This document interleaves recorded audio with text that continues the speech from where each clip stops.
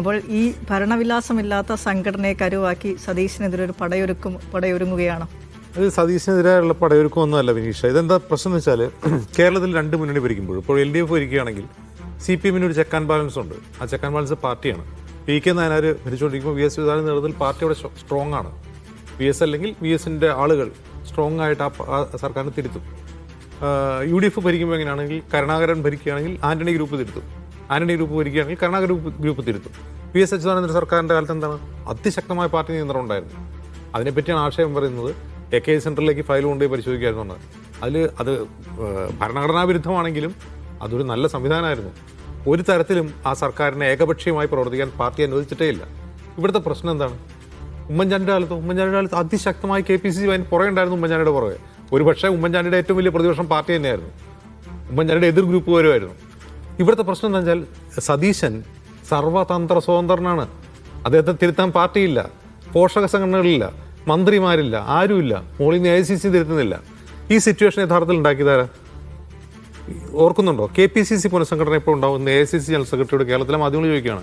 അതൊക്കെ അതിൻ്റെതായ സമയത്ത് വരും എന്ന് പറയുന്നിടത്തുണ്ട് ഇതിൻ്റെ ഉത്തരം. ഇത് കൃത്യമായി പ്ലാൻ ചെയ്ത് നടപ്പാക്കുന്ന ഒരു കാര്യമാണ്. ഇപ്പോൾ ഈ പാർട്ടിയില്ലായ്മയാണ് പ്രശ്നം. പാർട്ടിയില്ലായ്മ കൃത്യമായി പ്ലാൻ ചെയ്തതാണ്. കാരണം VD സതീശനെന്നല്ല, ദേവേന്ദ്രൻ കേരളത്തിൽ ഇറങ്ങിയത് ഭരിച്ചാലും ആ ഭരിക്കുന്ന ഭരണാധികാരിയെ തിരുത്താൻ അയാൾക്ക് പാർട്ടിയില്ലെങ്കിൽ, അല്ലെങ്കിൽ ഒരു ചെക്ക് ആൻഡ് ബാലൻസ് സിസ്റ്റം ഇല്ലെങ്കിൽ, ദേവേന്ദ്രനും ഇതുപോലെ പെരുമാറും, വിശ്വാമിത്രനും പെരുമാറും, ഏത് സന്യാസിയും പെരുമാറും.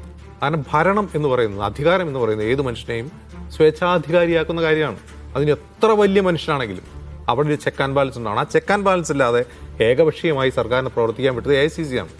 അതങ്ങനെ പ്രവർത്തിച്ചോട്ടെ എന്നാണ് അവിടെ നിന്ന് ആരോ തീരുമാനിച്ചിട്ടുള്ളത്. കുറെ കഴിയുമ്പോൾ ഇത് പ്രശ്നങ്ങൾ കലുഷിതമാവും. ആഗ്രഹം കൊണ്ട് തന്നെയാണ്. 2 മാസമായിട്ടുള്ളൂ. 2 മാസം ആകുമ്പോഴേക്കാണ് പാർട്ടിയിൽ നിന്ന് ഇത്രയധികം അസംതൃപ്തി. അതേസമയം ഇത് പാർട്ടിയുമായി ചർച്ച ചെയ്താണ് മുന്നോട്ട് പോകുന്നതെങ്കിലോ ഈ GP നിയമനം ഇങ്ങനെയാവില്ല, ഈ അസംതൃപ്തി ഉണ്ടാവില്ല. ഇനി എടുക്കുന്ന ഓരോ തീരുമാനങ്ങളിലും പ്രശ്നമുണ്ട്. ഇപ്പോൾ പ്രൈവറ്റ് സ്റ്റാഫിൻ്റെ, പേഴ്സണൽ സ്റ്റാഫിൻ്റെ നിയമനം, GP നിയമനം പോലുള്ള കാര്യങ്ങൾ വന്നിട്ടുള്ളൂ. ഇനി ഒരുപാട് കാര്യങ്ങൾ വരാൻ കിടക്കുകയാണ്. ബോർഡ് കോർപ്പറേഷൻ നിയമനം വരും. ഒരുപാട് കാര്യങ്ങൾ റീകോൺസ്റ്റിറ്റ്യൂട്ട് ചെയ്യേണ്ടി വരും. അപ്പോഴൊക്കെയും ഈ പ്രശ്നം ഉടലെടുക്കും. അതങ്ങനെ ഉടലെടുക്കണം എന്നാഗ്രഹിക്കുന്ന ഒരാൾ ഡൽഹിയിൽ ഇരിക്കുന്നുണ്ട് എന്നുള്ളതാണ് യഥാർത്ഥത്തിൽ പ്രശ്നം.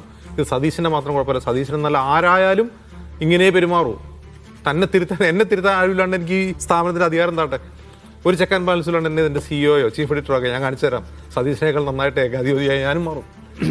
ഈ ഒരു പ്രശ്നം കോൺഗ്രസ് ദേശീയ നേതൃത്വം AICC കാണുന്നില്ല, അല്ലെങ്കിൽ കണ്ട മാതിരി നടിക്കുന്നില്ല. ഇതിങ്ങനെ അങ്ങ് പോകട്ടെ എന്ന് അവർ തീരുമാനിച്ചിട്ടുണ്ട്. അതാണ് പ്രശ്നം.